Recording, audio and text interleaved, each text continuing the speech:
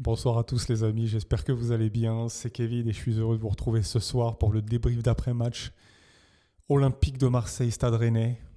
Et que dire? Mais que dire de ce match encore? Alors ok, on voit 3-0, on s'imagine un scénario de match idéal, un match maîtrisé de bout en bout, tout ce que vous voulez. Mais alors, mais quel contraste sur ce match. On va en parler, mais c'est encore une fois un Marseille à deux visages qu'on peut retrouver sur ce match. C'est impressionnant. Franchement, c'est impressionnant. Et on va rentrer dans le vif du sujet, les amis. On ne va pas perdre de temps. Il est tard. En tout cas, on a pu voir dans les tribunes que les supporters ont montré leur agacement, leur mécontentement et leur envie d'aller voir les joueurs chercher ce titre, cette Coupe de France.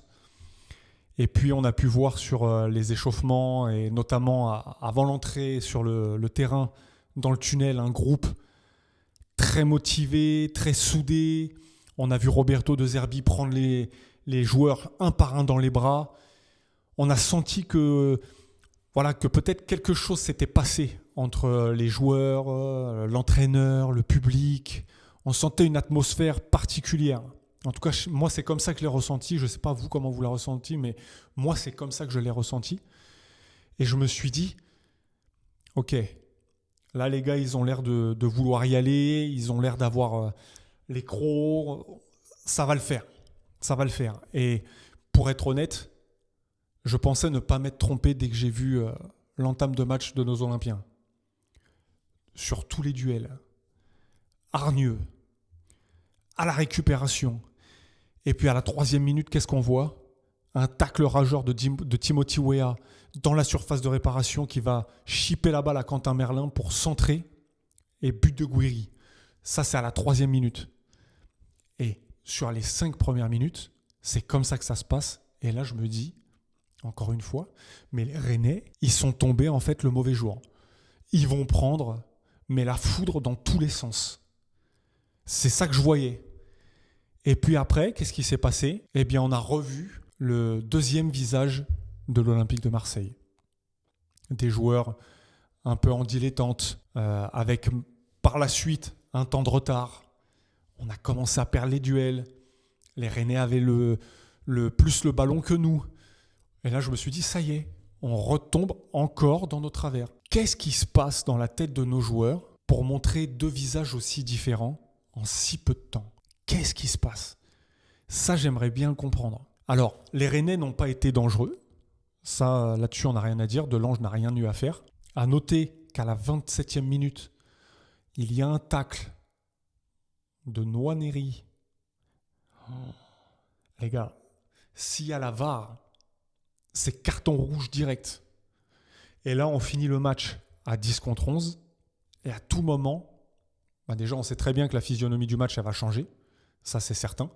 Et à tout moment, on perd le match. Et là, on se saborde encore une fois tout seul. Parce que qu'est-ce que Ethan va faire comme tacle à ce moment-là du match en menant 1-0? Pourquoi? Qu'est-ce que ce tacle vient faire là? Après, vous me direz peut-être que c'est un tacle d'attaquant. Ça, je l'entends, je veux bien. On voit très bien, le gars, il ne s'est pas taclé. On l'appellera ça, comme ça, le tacle d'attaquant. Ok. Mais est-ce qu'on en a besoin à ce moment-là du match en menant 1-0? Non. Donc encore une fois, on aurait pu se foutre une difficulté supplémentaire tout seul. Parce qu'on sait très bien que la physionomie du match à 10 contre 11, elle change. Surtout que les Rennais étaient en train de revenir dans le match. En tout cas, niveau possession de balle et duel gagné, rythme. Les Rennais étaient vraiment en train de revenir. Et nous, on était vraiment encore en train de plonger. Donc, compliqué. Après, je sais que, avant ça, à la 15e minute, il y avait une frappe de Gouiri aussi dans la surface de réparation suite à une récupération de balle. Mais la première mi-temps, elle se résume un peu à ça. Un OM encore à deux visages, très agressif et très conquérant les 5 premières minutes. Et après, en dilettante sur les 40 dernières minutes. Et puis avec ce fameux tacle de Ethan où on aurait pu facilement finir à 10 contre 11. La première mi-temps, pour ma part, se résume à ça. C'est ce que je retiens, c'est ce que j'ai vu. Je ne vois pas grand-chose. Voilà. Et puis ensuite vient la mi-temps. Et puis après la mi-temps, entame de seconde période, 46e minute. Heureusement que les Rennais sont restés dans les vestiaires. Entame de match, ils restent dans les vestiaires. Seconde mi-temps, ils restent dans les vestiaires. On a une récupération de balle. Et puis Gouiri va lancer Greenwood, qui lui va ajuster le gardien. Et là, c'est le but du 2-0. Voilà.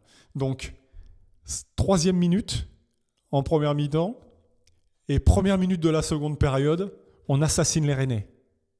Alors là, pour faire du clinique, là, il n'y a pas mieux. Franchement, là, il n'y a pas mieux, les gars. Quand tu entames la première mi-temps, qu'au bout de 3 minutes, t'en mets un, que tu entames la seconde et qu'au bout d'une minute, t'en mets un, alors là, pour mettre un coup derrière la tête aux adversaires, il n'y a pas mieux. Là-dessus, grand respect à nos joueurs. Franchement, là, je me suis dit, bon, ok, les Rennais sonnaient, bien évidemment. Et encore une fois, je me suis dit, mais avec méfiance cette fois-ci, on va aller leur marcher dessus maintenant, on va dérouler, ça va être un rouleau compresseur et ça y est, c'est bon. Ils vont se délivrer, ça y est. Mais pas du tout. Encore une fois, on retombe dans un jeu un petit peu stérile, une possession de balle stérile. On a du mal à contourner le bloc rennais, on a du mal à trouver des solutions au milieu de terrain. Je trouve qu'en fait, les milieux de terrain, notamment Højbjerg, il est trop proche de la défense. Ce qui fait que pour les relances, pour les transitions entre défense et milieu de terrain, on ne trouve personne. Et le problème, il est là.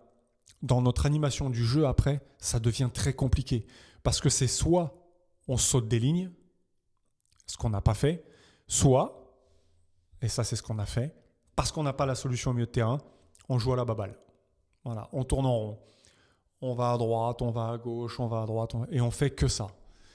Et jusqu'à il me semble, la 75e minute, on a une offrande de Greenwood à Gouiri. Alors Greenwood, lui, le mec, il est là au calme.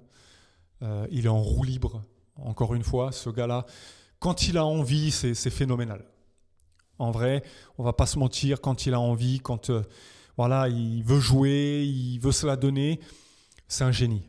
C'est un génie. Et là, on le voit très bien, il arrive lancé dans la surface. Il peut ajuster, il met un crochet, le défenseur glisse. Et là, il donne une offrande à Gouiri. Gouiri frappe au-dessus. Oh là là. Je suis Greenwood. Franchement, Gouiri, je t'insulte. En vrai, je t'insulte. L'offrande qu'il lui fait alors que Greenwood peut frapper. Les gars. Bon, bref. En tout cas... très altruiste, Mason Greenwood. Dommage que Gouiri n'ait pas inscrit un doublé. Ensuite, Gouiri va sortir et va laisser sa place à Aubameyang. On a aussi Kondogbia qui va remplacer au milieu de terrain Timber et puis Pavard qui va remplacer lui Emerson. Et à la 80e minute, on a une récupération d'Højbjerg. Alors Højbjerg, grosse vision du jeu. Ça par contre, et c'est pas la première fois qu'on assiste à ce qu'il fait comme exploit, à la prouesse qu'il peut réaliser. Et ça, c'est pas la première fois qu'on le voit avec Højbjerg. Bon, déjà, il récupère le ballon. Ensuite, il lance Greenwood sur une passe d'au moins 40 mètres. Bien évidemment, le bloc rennais, lui, était à ce moment-là de la partie bien remonté. Parce que, normal, étant mené 2-0, les Rennais avaient décidé de pousser pour essayer de revenir au score. Toujours de façon stérile, puisque Delangue n'a pas été inquiété outre mesure. Et c'est à ce moment-là qu'Højbjerg a récupéré le ballon, a lancé Greenwood sur une passe qui a fait à peu près au moins 30-35 mètres. Greenwood lancé dans la profondeur, qui s'en va, fixer le gardien, délivrer une passe, encore une fois. Il a fait preuve d'altruisme, respect à lui, parce qu'un attaquant, on sait que sa première pensée, c'est les buts. Il décale Aubame sur le côté gauche, Aubame a le but grand ouvert, et là, il ajuste plat du pied, et c'est le 3e but, 3-0, le match est plié à ce moment-là, et il va plus rien se passer jusqu'à la 94e minute, fin du match. Donc si on doit faire des conclusions, bon, Rennes, heureusement qu'ils sont ni rentrés dans la première période, ni en seconde période, ils étaient encore restés au vestiaire. Match en dilettante, avec une petite période forte en première mi-temps de nos Olympiens sur les 5 premières minutes, et après, visage retrouvé, malheureusement, qu'on n'arrive pas à comprendre, ou on n'y arrive plus et on n'est plus trop dans le match. Heureusement que Rennes n'est pas trop inquiétant, à part Amrani, si je ne dis pas de bêtises, très bon joueur. Sinon, en soi, Rennes ne nous a pas inquiétés outre mesure. Possession stérile par la suite des Rennais. Il n'y a pas grand-chose au final à dire de ce match. Ce qu'il y a à retenir, c'est ça surtout. Voilà. Les 2 visages encore qu'on a retrouvés de l'OM. Le carton rouge qu'aurait pu être donné à Nwaneri. Heureusement qu'il n'y a pas la VAR. 3-0, l'essentiel est assuré. On passe. On verra quel adversaire on va tirer pour les quarts de finale. L'essentiel est assuré. On a la qualif. Pas dans les meilleures dispositions. Il y a encore du travail à effectuer. Il y a encore beaucoup de choses à faire dans ce groupe. On voit que ce n'est pas encore l'assurance tout risque. On le sent. On dirait que mettre un but nous fait peur.